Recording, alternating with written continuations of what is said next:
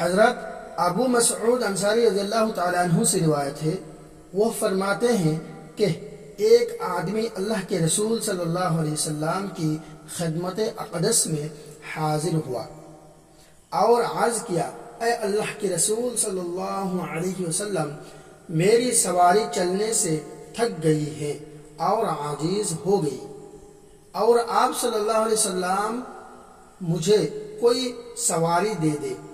آپ صلی اللہ علیہ وسلم نے ارشاد فرمایا کہ میرے پاس کوئی سواری نہیں ہے کہ میں تمہیں دے سکوں۔ ایک آدمی نے عرض کیا، اے اللہ کے رسول صلی اللہ علیہ وسلم، میں ایک ایسا آدمی بتاتا ہوں جو اس کو سواری دے دے گا۔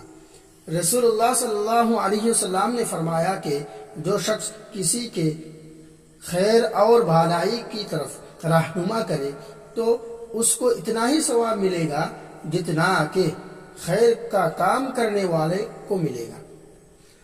اس حدیث کو امام مسلم نے روایت کیا ہے۔